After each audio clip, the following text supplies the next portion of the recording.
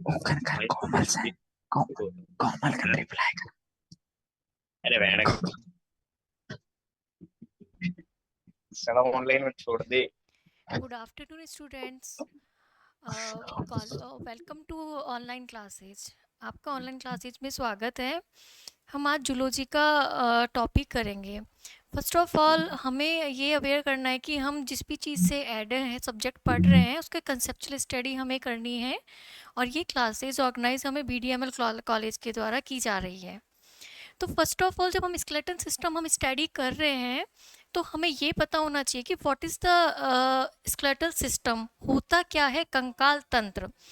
जब कंकाल तंत्र क्या होता है ये हमें पता करने के लिए फर्स्ट ऑफ ऑल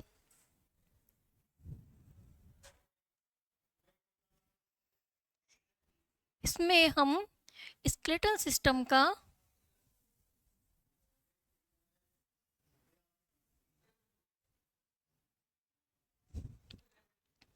हमें स्केलेटल सिस्टम में सबसे पहले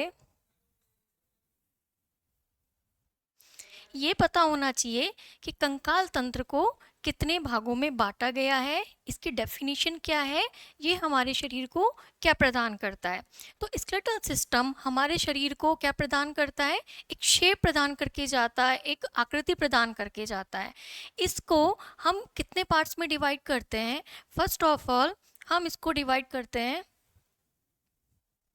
2 पार्ट्स में। Exoskeletal system and endoskeletal system. Exoskeletal system का मतलब होता है अंतःकंकाल बाह्य कंकाल तंत्र, एंड एंडो का मीन्स होता है अंतःकंकाल तंत्र। बाह्य कंकाल तंत्र की हम बात करें तो एक्सोस्केलेटल सिस्टम में exoskeletal system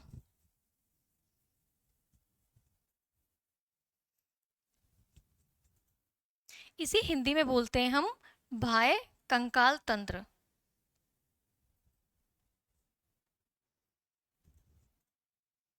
and second part होता है इसका एंडोस्केलेटल सिस्टम। Endoskeletal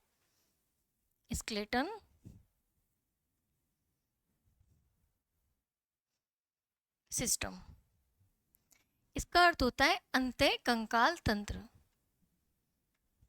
hello.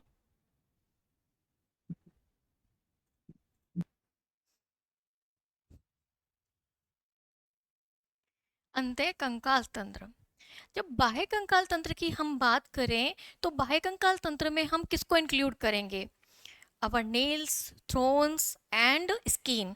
जहाँ ब्लड सर्कुलेशन नहीं हो रहा है, जहाँ पेन नहीं होता। अगर हम नेल्स की बात करें तो नेल्स को कट करने पे हमें पेन नहीं होता है, हेयर कट करते हैं तो हेयर को कट करने में हमें पेन नहीं होता है, एंड स्किन में हमें पेन नहीं होता है। तो ये क्या होता है, पार्ट ऑफ बाह्य कंकाल तंत्र एक्सोस्केलेटल सिस्टम। अगर हम एंडोस्केलेटल सिस्टम की बात करें तो एंडोस्केलेटल सिस्टम में हम किसको इंक्लूड कर रहे हैं, अंतःकंकाल तंत्र। अंतःकंकाल तंत्र के अंदर क्या आएगा हमारा, बेसिकली इसके अंदर हम 4 पार्ट्स में डिवाइड करते हैं। अंतःकंकाल तंत्र को किस में डिवाइड करते हैं, 4 पार्ट्स के अंदर। मेन 4 पार्ट्स के कौन कौन से हैं, मेन 4 पार्ट्स की अगर हम बात करें, सबसे पहले हम इसको जो हमारा अंतःकंकाल तंत्र है, एंडोस्केलेटल सिस्टम है,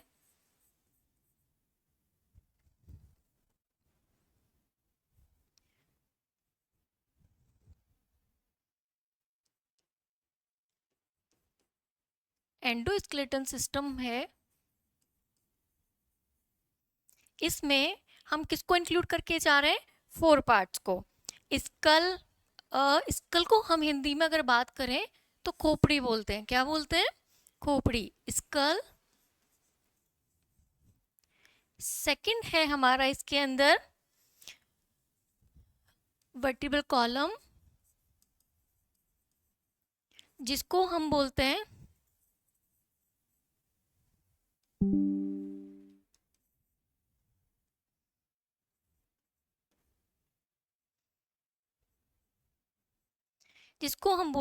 बैकबोन या रीढ़ की हड्डी। थर्ड की अगर बात करें तो रिब्स,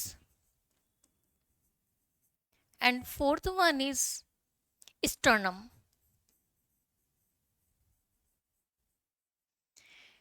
स्कल जिसे हम हिंदी में खोपड़ी बोल के जा रहे हैं, तो ये हमारी कौन सा पार्ट है? सबसे टॉप पार्ट है हमारे स्केलेटल सिस्टम का, एंडोस्केलेटल सिस्टम का। तो स्कल के अंदर हमें पता होना चाहिए कि नंबर ऑफ बॉन्स कितनी है, कितनी बॉन्स हमें आइडेंटिफाई हो रही है। तो स्कल के अंदर कितनी बॉन्स होती हैं, हम एवरी बॉन्स को एक्सप्लेन करके जाएंगे कौन सी बॉन कहाँ स्थित है, किस पार्ट में स्थित है। तो स्कल की अगर हम बात करें तो स्कल में कितनी बॉन्स प्रेजेंट होती हैं, हिंदी में बात करें तो 29 खोपड़ी के अंदर। वर्टिबल कॉलम की बात करें तो उसमें नंबर ऑफ बॉन्स कितना होता है, 26। रिप्स, जो कि बेसिकली सबको पता है, रिप्स कितनी पाई जाती हैं, 24 चॉइस पाई जाती हैं। एंड स्टर्नम का नंबर होता है, number of sternum in our body is 1। कितना पाया जाता है, 1 पाया जाता है। हम बात कर रहे हैं, अगेन मैं रिपीट कर रही हूँ, हमने स्केलेटल सिस्टम पढ़ना स्टार्ट किया। इसमें कितने पार्ट्स में डिवाइड किया, exoskeletal system and endoskeletal system. Exoskeletal system में हमारे एग्जांपल्स क्या थे, इसके एग्जांपल्स क्या लिख सकते हैं, nails, Thrones and skin. Endoskeletal system में इसको बेसिकली अगर हम यहाँ डिवाइड करें, बॉन से पहले अगर हम यहाँ डिवाइड करें तो इसको हम बिफोर 2 पार्ट्स में पहले और डिवाइड कर सकते हैं। फर्स्ट वन इज क्या होगा, इसमें बोन्स एंड कार्टिलेज। बोन्स होते हैं हार्ड कनेक्टिव टिश्यू होते हैं, और कार्टिलेज होते हैं जो सॉफ्ट इलास्टिन होते हैं। बोन्स क्या होते हैं, हार्ड कनेक्टिव टिश्यू। क्या होते हैं, hard connective tissue.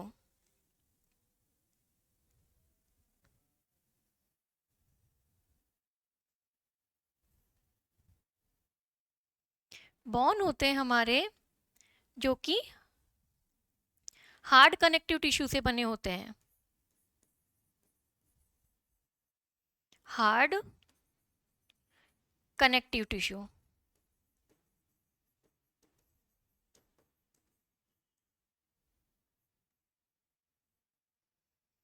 And cartilage होता है जो कि सॉफ्ट इलास्टिन से बना होता है। किससे बना होता है, सॉफ्ट इलास्टिन से।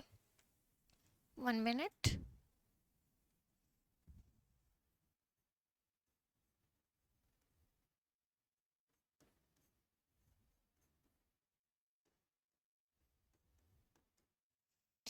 हमारे बॉन्स है, अगेन रिपीट करती हूँ, बॉन्स किसके बनी होती है, hard connective tissue, hard part होता है।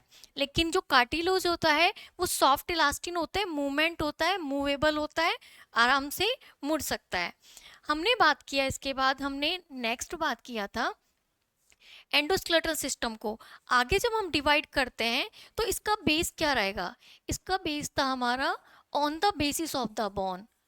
अगर फर्स्ट हम on the basis of the bone की बात करें तो एंडोस्केलेटल सिस्टम को कितने पार्ट में डिवाइड कर दिया हमने आगे, skull, vertebral column, ribs and sternum.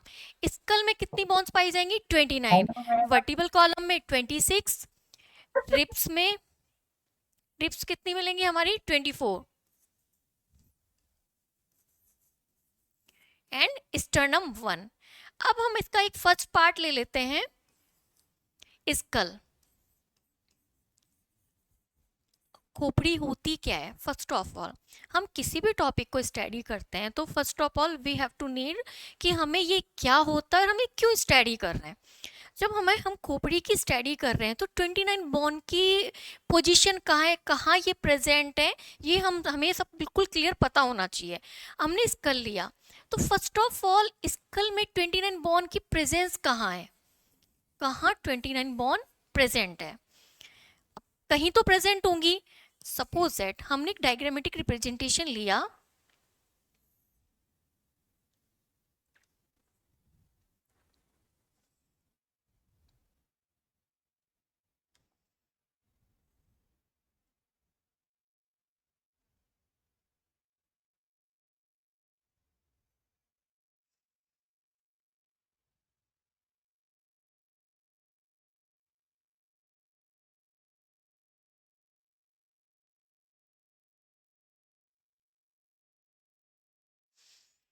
तो ये एक क्या है, क्रेनियल नर्व्स। क्या है, खोपड़ी की नर्व्स को हम क्या बोलेंगे, जो स्कल है इसके अंदर बोन्स का नंबर पाया जाएगा हमें। तो इसके अंदर हमने देखा कि 29 बोन्स हैं, तो किस बेस पे डिवाइडेड है, ये हमारी एक खोपड़ी है। तो हमने इसमें देखा, नेक्स्ट अगर हम इसकी बात करें तो इस कल को फर्स्ट कौन सी बोन आएंगी इसके अंदर, क्रेनियल नर्व्स।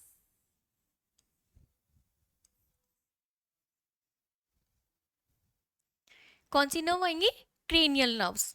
क्रेनियल नर्व्स की अगर हम बात करें,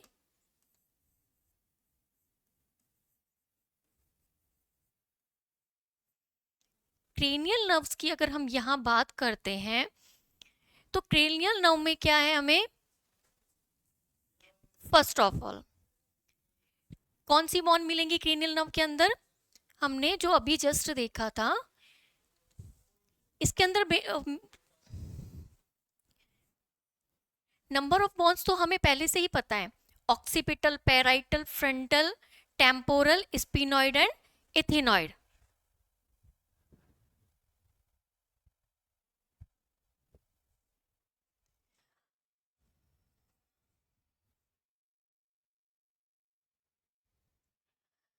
बेटा हिंदी में ठीक है, स्कल को हम खोपड़ी लिख सकते हैं,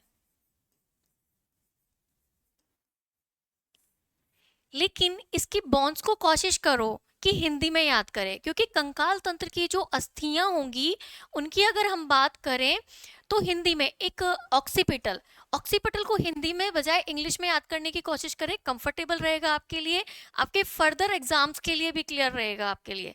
अगर आप इसको स्कल, ऑक्सीपिटल, पैराइटल इनको हिंदी टर्म्स में याद करो तो आपके लिए कॉम्प्लिकेटेड हो जाएगा ये सारी चीजें।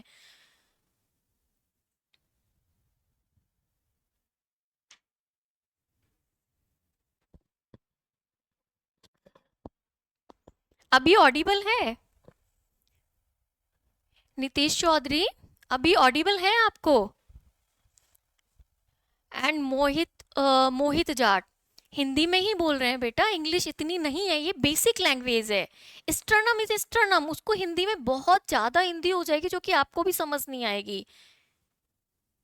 अभी आवाज आ रही है, ऑडिबल हो रहा है बेटा, सुनाई दे रहा है आपको? नितेश चौधरी कमेंट में बताएं, मोहित जाट सुनाई दे रहा है आपको, ऑडिबल है आपके लिए?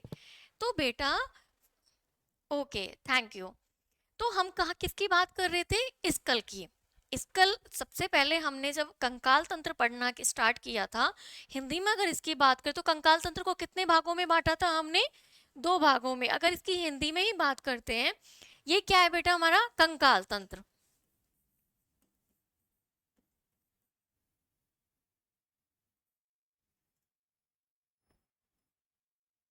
क्या है ये, कंकाल तंत्र। कंकाल तंत्र को हम कितने भागों में बांटते हैं, दो भागों में, बाह्य कंकाल तंत्र एंड अंतः कंकाल तंत्र। बाह्य कंकाल तंत्र क्या होता है, जो कि बाहर की स्थिति को बता के चल, इसके अंदर हम किसको इंक्लूड कर रहे हैं, क्या इसके अंदर हम ऐड ऑन कर रहे हैं। तो क्या ऐड ऑन हो रहे हैं, हेयर। कभी बार्बर या नाई की शॉप पे आप जाते हो, कटिंग करवाते हो, हेयर कट करवाते हो, क्या पेन होता है आपको, नहीं होता ना, तो एक्स्ट्रा पार्ट है। नेल्स कट करते हो तो पेन होता है आपको, जब तक कि आप उसकी रूट कॉज को ना डैमेज करें, नहीं होता ना। तो ये क्या करके जा रहा है हमारा, एंड स्किन। तो ये सब हम किसके अंदर ले रहे हैं, बाह्य कंकाल तंत्र के अंदर। अंतः कंकाल तंत्र की अगर हम बात करें तो अंतः कंकाल तंत्र को हम अगेन दो भागों में डिवाइड कर देते हैं। कितनी भागों में डिवाइड करते हैं, टू पार्ट्स में।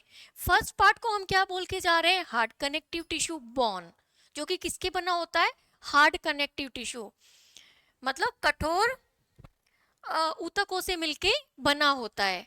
और कार्टिलेज की अगर हम बात करें तो ये सॉफ्ट इलास्टिन, मतलब सॉफ्ट इलास्टिन से बना होता है, जो कि मूवेबल होता है, मूवमेंट आसानी से कर सकता है। नेक्स्ट अगर हम बात करें इसमें, तो हमने इसको आगे जाके on the basis of the bone की अगर हम बात करते हैं, on the basis of the bone का मतलब है अस्थियों के आधार पर, किसके आधार पर? अस्थियों के आधार पर हम कितने भागों में डिवाइड करके जा रहे हैं? इसमें आ रहा है, इस कितने भागों में डिवाइड कर रहे हैं? 4 पार्ट्स में। कितने पार्ट्स में? 4 पार्ट्स में। 4 पार्ट्स कौन कौन से हैं हमारे? अगेन अगर हम बात करते हैं, वेरी कॉमन, अगेन रिपीट करके जा रही हूँ, अस्थियों के नाम इंग्लिश में ही लर्न करने होंगे आपको। हिंदी में लर्न करना इतना आसान नहीं है, बहुत कॉम्प्लिकेटेड हो जाएगा अगर आप हिंदी में अस्थियों के नाम याद करेंगे तो। इंग्लिश बहुत कंफर्टेबल है, स्कल को आप 4 टाइम रिपीट करेंगे तो स्कल आपके लिए कन्वीनियंट हो जाएगा। ठीक है बेटा? स्कल, वर्टिबल कॉलम, जिसको हम बैकबोन को बोल के जा रहे हैं, रिब्स, अस्थियां एंड स्टर्नम। इसके बाद हम एक बार ये टॉपिक डिस्कस कर लेते हैं जो कि आपके सेमेस्टर में आने वाला है। सेकंड सेमेस्टर का पार्ट है आपका। आपको सारे ह्यूमन फिजियो के पार्ट पढ़ के जाने हैं। पेपर भी हमें सॉल्व करना है जो कि आपके एग्जाम्स में आने वाला है, क्योंकि एग्जाम्स में जो सिलेबस आने वाला है वो हमें स्टडी करनी होगी, और वो भी कंसेप्चुअल स्टडी करनी होगी कि हम उसे भूले ना। रटने वाला सीन ये है कि हमने ये टॉपिक पढ़ा और हमने रट्टा मारा। बॉन्स भी अगर हम रट रहे होते हैं, ह्यूमन फिजियो का सर्कुलेटरी सिस्टम पढ़ रहे हो, या उसका हम डाइजेस्टिव सिस्टम हो, कोई भी सिस्टम अगर हम स्टडी कर रहे हो, रट के स्टडी कर रहे हो, तो दैट मीन्स वो हमें याद नहीं रहेगा। हमें उसे अच्छे से स्टडी करने के लिए, याद करने के लिए पहले कंसेप्चुअल पार्ट पे जाना होगा। तो कंसेप्चुअल पार्ट क्या कहता है? हम एक एक टर्म्स को क्लियर पढ़ें। ऐसे ही हम आपके क्वेश्चन सॉल्व करेंगे, क्वेश्चन क्या कहते हैं, एक एक चीज हम सॉल्व करके जाएंगे। तो फर्स्ट ऑफ ऑल, अगर आपको इंटरेस्ट आ रहा है तो इसको हम फर्दर मूव करते हैं, क्योंकि ये आपके सेमेस्टर में आने वाला पार्ट है, ये आपकी ह्यूमन फिजियोलॉजी का एक पार्ट है। तो नेक्स्ट अगर हम इसकी बात कर रहे हैं, तो इसमें हमने देखा स्कल की बॉन्स की बात कर रहे हैं। किसकी बॉन्स की बात कर रहे हैं? स्कल के बॉन्स की। तो अगर हम अपने हेड में बता के जाए, तो बैक के हेड के सबसे पहले बैक से स्टार्ट करते हैं। तो बैक वाला पार्ट कौन सा है, जो कि मैंने यहाँ पे एक ड्रॉ भी किया हुआ है, उसे बोलते हैं हम ऑक्सीपिटल। इसको हम हिंदी में लिख देते हैं, अगर आपको इंग्लिश में दिक्कत आती है इसको हम हिंदी में लिख सकते हैं ऑक्सीपिटल।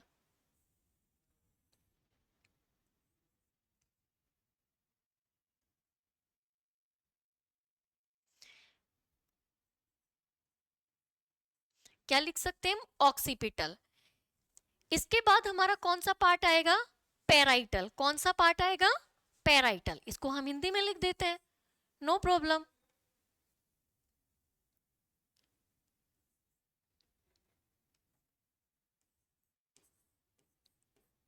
पैराइटल।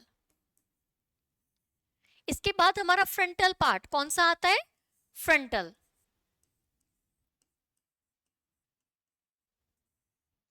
इस पार्ट को हम क्या बोलते हैं? टेम्पोरल। ईयर के पास वाले पार्ट को बोलते हैं हम टेम्पोरल।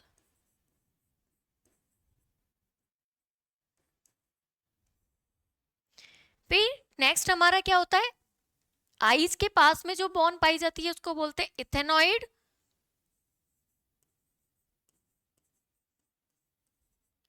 And sphenoid.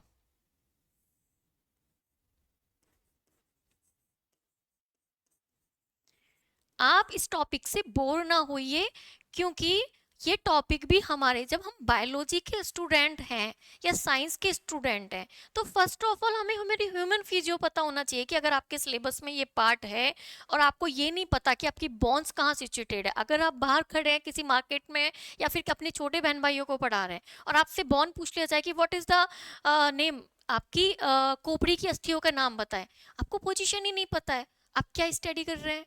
आपका तो पढ़ना ही बेकार हो जाएगा ना बायोलॉजी। आप क्यों पढ़ रहे हैं अगर आपको आपकी बॉन्स नहीं पता, बेसिक बॉन्ड आपका। सपोज दैट कहीं आपने देखा कि आपसे पूछ लिया जाए कि आपकी हैंड की बॉन्ड कौन सी है, क्या आप नेम बता पाएंगे? नहीं बता पाएंगे, क्योंकि आपने क्लियर स्टडी नहीं की है, कंसेप्चुअल स्टडी नहीं की है। अगर आप, मैं आपसे पूछती हूँ, सबसे हार्डेस्ट बॉन्ड का नाम बताए, सबसे, बता देंगे? अच्छा तो बताइए, सबसे हार्डेस्ट बॉन्ड या स्ट्रॉन्गेस्ट बॉन्ड का नेम बताएं, सबसे मजबूत अस्थि का नाम बताएं, सबसे मजबूत अस्थि का नाम बताएं। आपके लिए क्वेश्चन है, सबसे मजबूत अस्थि का नाम बताएं। मोहित, बताएं। अगर आप नाम बता सकते हैं कमेंट में बताएं अपना कि सबसे मजबूत अस्थि कौन सी है। बता सकते हैं? इनका नंबर ही बता दीजिए। अगर आपको पता है तो इन अस्थियों का नंबर भी तो पता होना चाहिए ना, कि कौन सी अस्थि कितने नंबर में पाई जाती है। कान की हड्डी, कान की हड्डी नहीं पूछी जा रही आपसे अभी।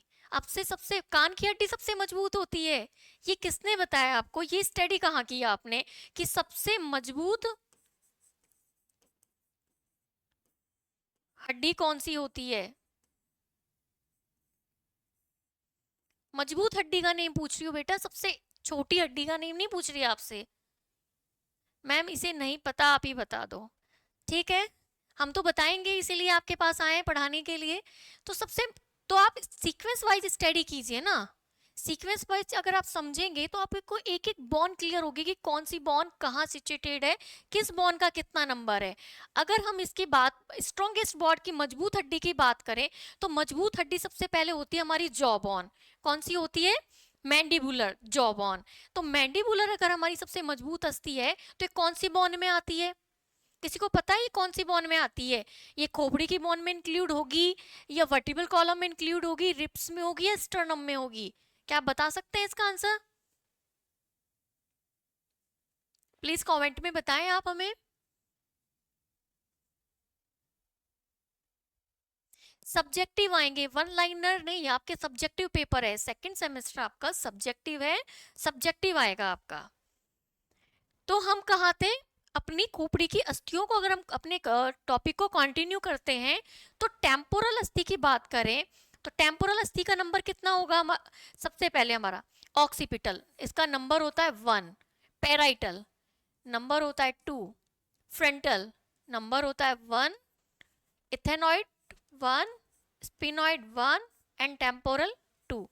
तो कोई भी स्टूडेंट मुझे काउंट करके बताएगा कि नंबर ऑफ बॉन्ड्स कितनी हो गई। क्रेनियल बॉन्ड की अगर हम बात करते हैं तो क्रेनियल बॉन्ड्स कितनी हो गई हमारी? क्रेनियल बॉन्ड्स में कमेंट में बताएं काउंट करके कि क्रेनियल बॉन्ड्स कितनी हो गई। Number of the bonds please count.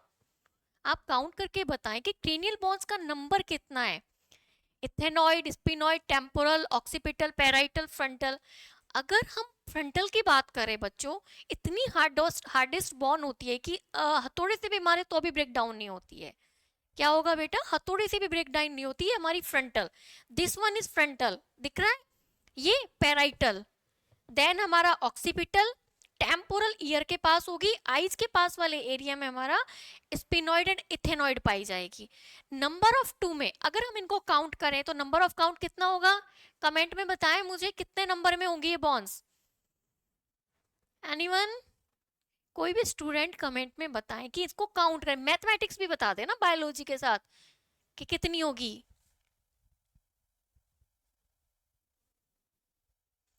5? 5 कैसे हुई बेटा? बताएं। Frontal, temporal, occipital 1, parietal 2, 1 plus 2 plus 1 plus 1। अब ये काउंट करके बताएं ये बॉन्ड कितनी है, इनको काउंट करें।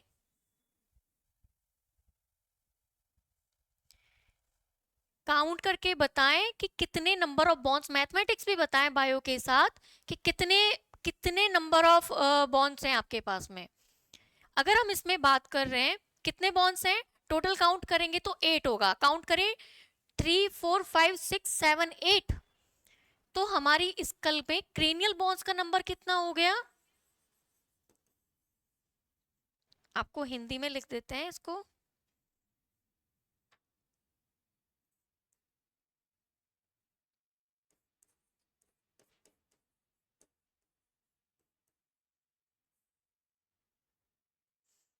क्रेनियल अस्थियां कितनी हो गई आपकी? 8। ये हो गई आपकी क्रेनियल अस्थियां। ये आपको क्लियर हो गई? किसी को भी कोई डाउट है? नेक्स्ट पेज पे चलते हैं। अगर हम अगेन मैं रिपीट करती हूँ, occipital, parietal, frontal, sphenoid, ethanoid.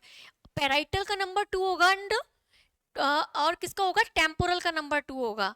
Next अगर इसमें अगर हम बात करते हैं, क्रेनियल बॉन्स के बाद पाई जाती है फेसियल बॉन्स। कौन सी अस्थियां पाई जाएंगी? फेसियल, फेसियल अस्थियां।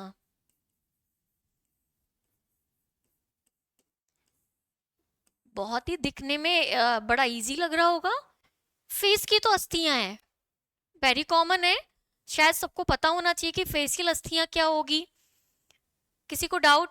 कोई बता सकता है फेसियल अस्थियों के नाम? एक सिंगल बोन का भी नाम बताएं, कमेंट करें मुझे कि फेसियल अस्थियों के नाम क्या है। फेसियल अस्थियों के अगर हम बात बताएं तो फर्स्ट ऑफ ऑल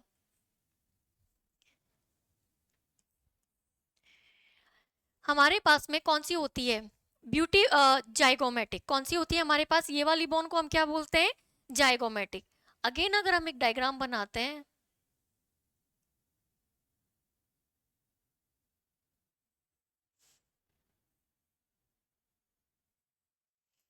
तो हमारा जो आईज के पास की बोन है, आईज, जो हमारे आईज का पॉइंट है, इस बोन के पास कौन सा है? हमारा लैक्रीमल। कौन सी अस्थि पाई जाती है? लैक्रीमल। नेक्स्ट अगर हम बात करें, नोज के पास की अस्थि को क्या बोलते हैं? नेजल।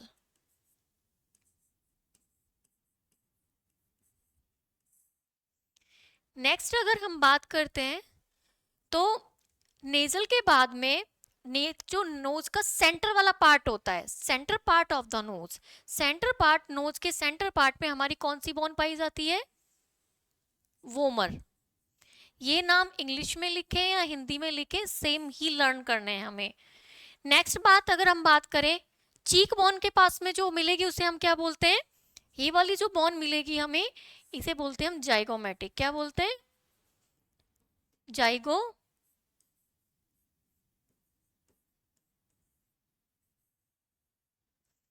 जाइगोमेटिक। जाइगोमेटिक के बाद अगर हम बात करें तो कौन सी होती है? Inferior nasal coxa. यहाँ पे जो बोन पाई जाएगी नोज के दोनों साइड में, तो हम कौन सी बोन पढ़ेंगे? इंफीरियर। हम फेशियल बोन कंप्लीट करने के बाद आपके कुछ क्वेश्चंस हैं जो कि हम उनको सॉर्ट आउट करेंगे। तो हमारे पास में क्या है? नोज के पास की जो बोन मिलेगी उसे हम क्या बोलेंगे? Inferior nasal coxa. शायद आपको नेम नहीं पता होगा, वैसे बेसिकली आपको इस स्टेज पे आने के बाद बोन्स के नेम लर्न होने चाहिए। Inferior nasal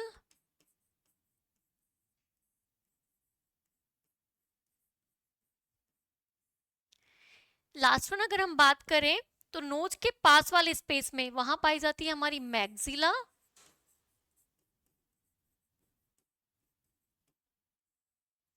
and last one is mandibular. Jaw bone is mandibular.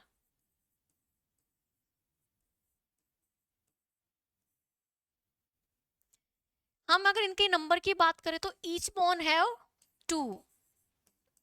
सबके पास 2 बोन होती है।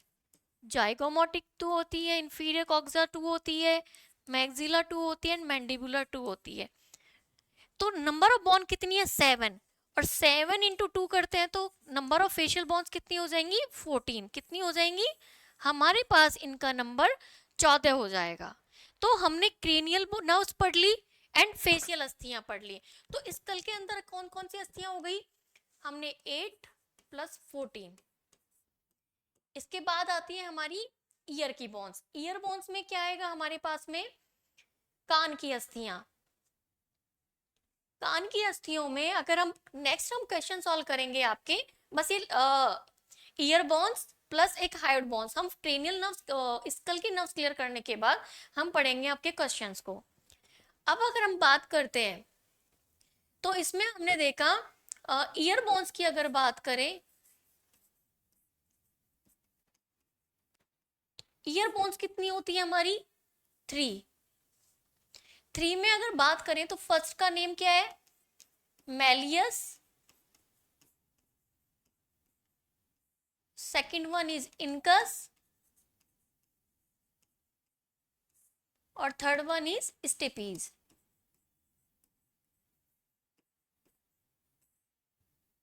ये स्मॉलेस्ट बोन है, मतलब सबसे छोटी अस्थि। इनका नंबर भी 6 पाया जाता है, तो हमारा कितना हो गया, एक पाई जाती है गले में हाइयोड बॉन्ड, हाइयोड अस्थि, इसका नंबर होता है 1।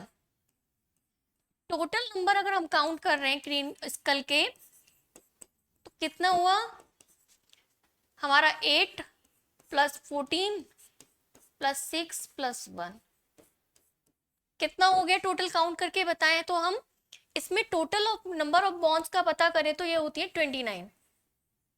कितनी बॉन्ड्स हो गई, 29 बॉन्ड्स, 29 अस्थियां पाई जाएंगी। इसके बाद आज हम स्केलेटल सिस्टम का इतना ही पार्ट स्टडी करेंगे। नेक्स्ट हम इसके कुछ क्वेश्चन सॉल्व करते हैं जो कि आपके एग्जाम में आने वाले हैं, आपके टेस्ट में आएंगे।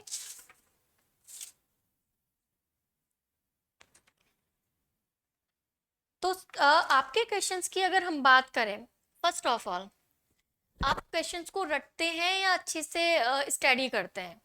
आपको हर एक, अभी फर्स्ट ऑफ ऑल मेरी स्टडी का एक ही लॉजिक है कि हम स्टडी कैसी करनी है, कंसेप्चुअल करनी है कि हम उसे भूले ना। चाहे से आज मैं आपको बॉन्ड सिस्टम पढ़ाऊं या आपको मैं रिप्रोडक्टिव सिस्टम पढ़ाऊं, रिप्रोडक्टिव हेल्थ पढ़ाएं, या आपको फर्टिलाइजेशन पढ़ाएं, ऊजेनेसिस पढ़ाएं, कोई भी टर्म आपको पढ़ाई जाए तो अब नेक्स्ट टाइम पे आपको ये सुनने का ना मिले कि आपको वो स्टडी आ नहीं रही है। हम आपसे बात करते हैं अंड जनन की प्रक्रिया को समझाइए, प्रोसेस ऑफ द ऊजेनेसिस। आपका क्वेश्चन 1 है,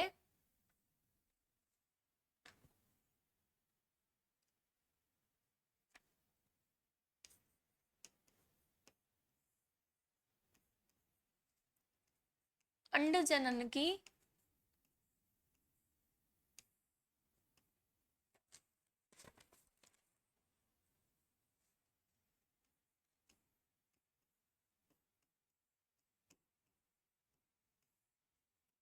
प्रक्रिया को समझाइए।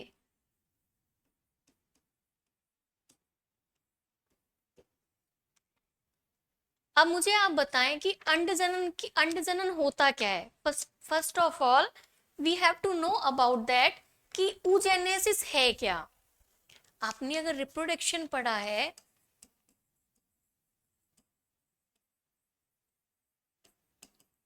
रिप्रोडक्शन मतलब क्या वो बोलते हैं हिंदी में रिप्रोडक्शन को, बताएं? प्रजनन, क्या बोलते हैं? प्रजनन में हम दो प्रक्रिया स्टडी करते हैं। क्या स्टडी करते हैं? दो प्रक्रिया। कौन कौन सी होती है? Spermatogenesis and oogenesis.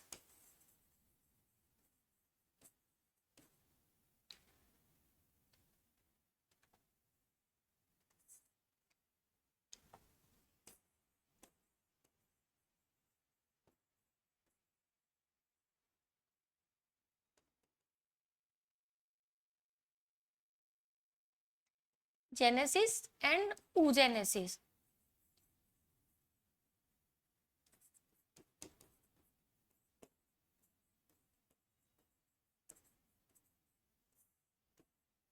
अंड जनन होता क्या है, कैसे बनता है अंडा, एग फॉर्मेशन कैसे होता है? अगर एग फॉर्मेशन हो रहा है फैनी कंडीशन में, तो फर्टिलाइज कैसे करके जा रहा है? उसमें ओवरी के अंदर हो रहा है, तो ओवरी के किस पार्ट के अंदर ये प्रक्रिया संपन्न हो रही है? यूट्रस में संपन्न हो रही है। तो कौन से पार्ट को हम,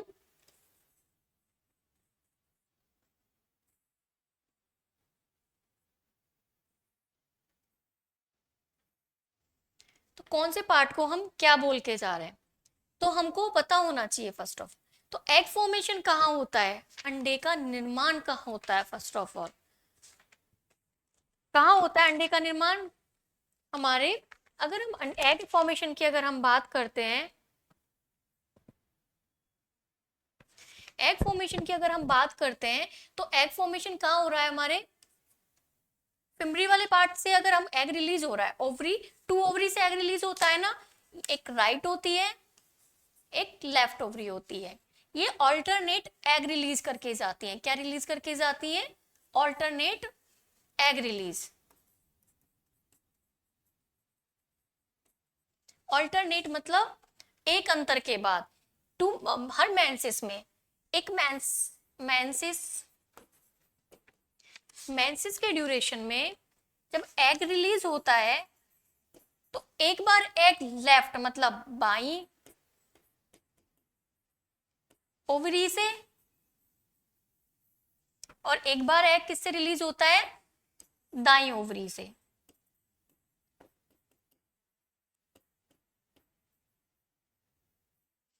जब दाई ओवरी और बाई ओवरी से एग रिलीज हो गया यहां से, तो एग रिलीज होने के बाद में इसको क्या चाहिए, स्पर्म चाहिए फर्टिलाइजेशन करने के लिए। सपोज दैट यहां से स्पर्म फॉर्मेशन होके, तो यहां क्या होगा, एग फर्टिलाइज होगा स्पर्म से। जब एग फर्टिलाइज्ड होगा स्पर्म से,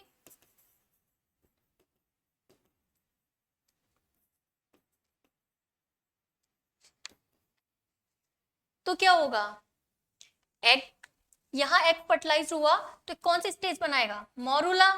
भाई जब एक कोशिका शुक्राणु से प्रजनन करेगी तो प्रजनन के बाद की अवस्था में क्या होगा, कौन सी अवस्था बनती है, मोरुला।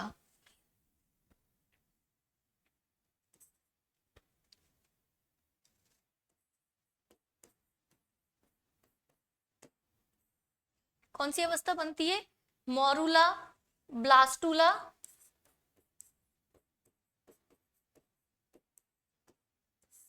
And gastrula.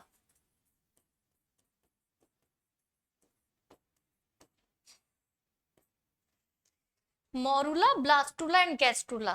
तो मोरुला का जब फॉर्मेशन होता है तो मोरुला कब बना, ये कोशिका है, ये फर्टिलाइज करके जा रही है, तो ये कितनी कोशिकाएं बना के जा रही है, यहां सपोज दैट फर्टिलाइजेशन हुआ तो इस स्टेज को हम बोल के जाएंगे मोरुला।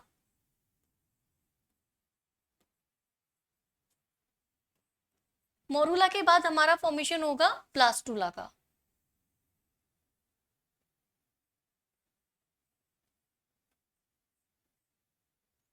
क्योंकि नंबर ऑफ सेल्स में कोशिकाओं का डिवाइडेशन बढ़ जाता है इस अवस्था में, इसे बोलेंगे ब्लास्टुला।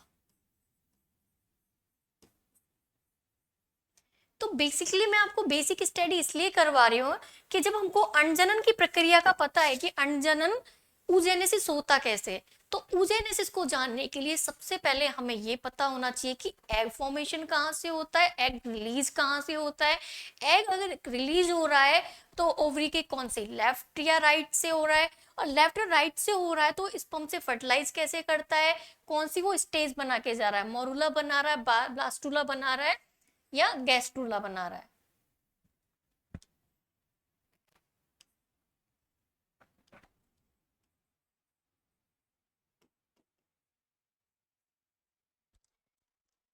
जब ये स्टेजेस ये बना के जाता है मोरुला, ब्लास्टुला एंड गैस्ट्रुला, तो हम देखते हैं इसके अंदर कि first of all cell division हुआ। क्या हुआ, सेल डिवीजन हुआ, डिवाइड हुआ, सेल ने कोशिकाओं का विभाजन किया।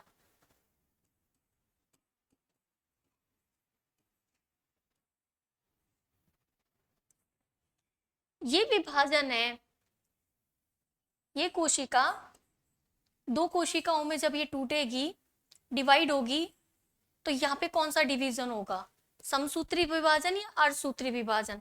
समसूत्री विभाजन में कोशिका समान भागों में डिवाइड हो जाती है, अर्धसूत्री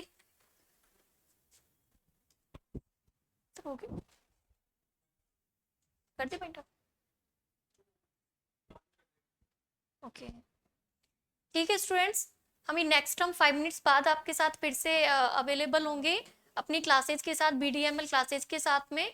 तो आप रेस्ट कीजिए, ब्रेक लीजिए, पानी वानी पीजिए, चाय पीजिए, एंड फिर मिलते हैं हम आपके साथ में आफ्टर 5 मिनट्स।